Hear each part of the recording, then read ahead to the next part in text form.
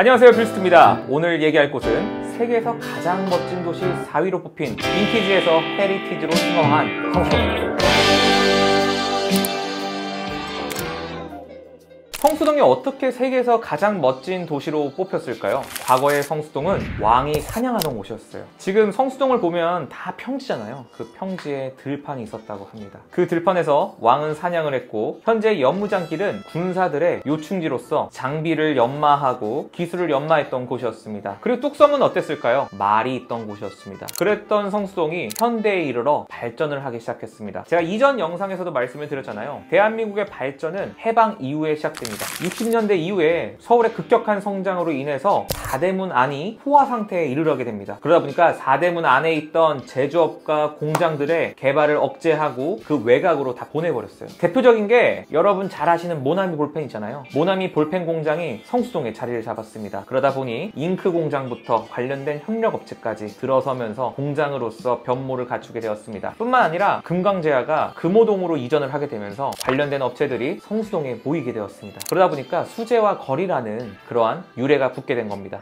그리고 현재 서울숲이 2004년도에 조성이 됐거든요. 사실 그 전에는 경마장이 있었어요. 제가 아까 말씀드렸잖아요. 뚝섬에는 말들이 있었다고. 서울숲에는 과거 경마장이었어요. 그 경마장이 과천으로 옮기게 되면서 지금의 서울숲이 조성이 된 겁니다. 그랬던 성수동이 현재에 이르게 된 것은 2011년도부터였어요. 바로 그때 갤러리아 포레가 지어지고 성수동의 대림창고에서 패션쇼와 자동차 전시장, 카페 등과 같이 복합 예술 공간으로 변했기 때문이죠. 사람들은 열광했어요. 2011년도 한번 생각해보세요. 가로수길, 홍대, 이태원, 로데오 다 너무 붐비고 정신없고 너무 화려함 그 자체였잖아요. 하지만 성수동은 그러지 않았어요. 넓고 크고 여유 있는 그 공간에 의자 한두 개 놓여져 있고 그 카페와 문화 예술 전시를 할 수 있었던 거죠. 대림창고는 그 전에는 정미소였고 공장 자재들을 그냥 쌓아두는 그런 공장일 뿐이었어요. 하지만 2011년도에 그런 실험적인 공간을 재생산함으로써 성수동의 시작이 되었다고 해도 과언은 아닙니다. 뒤를 이어서 철공소에서 성수 어니언 카페가 들어서고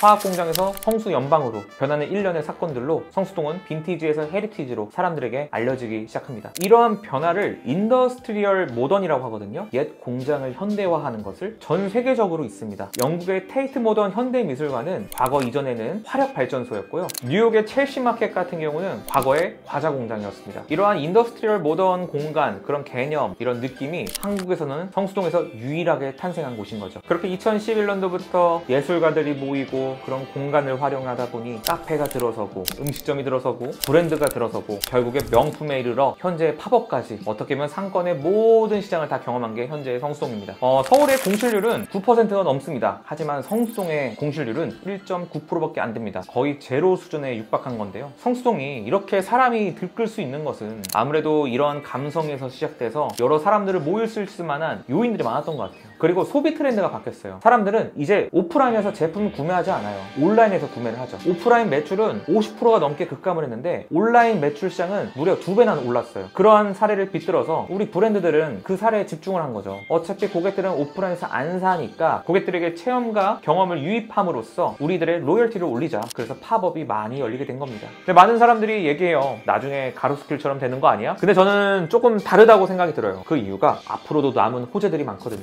첫 번째, 바로 성수 전략지구입니다. 1구역부터 4구역까지 있는데 그곳에 10,000세대가 넘는 고급 주거단지가 형성이 됩니다. 현재 3구역 조감도가 나오는데 너무나도 멋있더라고요. 어떻게 이게 한국에 나올 수 있는 건가 싶었습니다. 뿐만 아니라 일자리도 많습니다. 현재 무신사, 크래프톤, 젠틀몬스터가 계속해서 개발 중에 있고요. 북동수 같은 경우에는 아직도 개발이 한창입니다. 현재 GM 센터가 들어서고 있는데 무려 16,000평이 넘습니다. 일자리가 계속 올 수밖에 없는 이유이자 2호선이라는 강점, 한강이라는 프리미엄, 게다가 포레스트까지 갖출 수 있는 건 다 갖췄다고 볼 수가 있는 것 같아요. 뿐만 아니라 성수동에서도 노력을 하는 부분들이 있습니다. 이 젠트리피케이션을 막기 위해서 아틀리에 길 상권 같은 경우에는 대기업이라든지 프랜차이즈가 이점을 못하게 막고 있어요. 그리고 붉은 벽돌로 개발을 했을 때 용적률 인센티브를 주고 공사비를 지원해주는 방식까지 도입을 했습니다. 이 고유한 헤리티지를 지키기 위한 국가적으로도 노력을 하고 있는 셈이죠. 하지만 투자를 하실 때는 조금 더 긴밀하고 집약적으로 보셔야 되는 건 맞는 것 같아요. 왜냐면은 상권의 양극화가 심해지고 집약적으로 변하는 것처럼 성수동 내에서도 조금 더 집약적으로 변하고 있습니다. 길 하나 차이 하나만으로도 우리가 생각하는 팝업이 열리기도 하고 안 열리기도 하거든요. 특히 연무장길에 있는 이 사이길이라고 하죠. 이 사이길 쪽 같은 경우는 높은 금액에 투자하는 것을 지향하는 것을 추천을 드리고 있습니다. 왜냐하면은 연무장길이 비싼 것은 이런 브랜드가 들어오는 팝업이 열리기 때문인데 그 사이길에는 팝업이 열리지 않거든요. 즉 비싼 임대료를 받을 수가 없는 거죠. 이러한 부분까지 꼼꼼히 살피시고 현재 임대 수익의 건물을 보고 계시다면은 임대료를 부담할 수 있는 매출이 나오는지까지도 함께 검토해 보신다면은 조금 더 실수 없는 거래를 할 수 있지 않을까 생각을 합니다. 앞으로 성수동이 어떻게 될지 저도 늘 항상 지켜보고 관심 있게 보면서 말씀을 드리겠습니다. 그러기 위해서는 구독, 좋아요, 알림 설정까지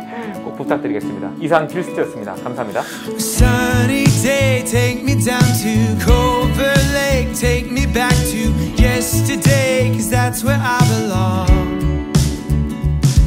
On a rainy day, take me to that old cafe, we'll watch the teardrops drip away.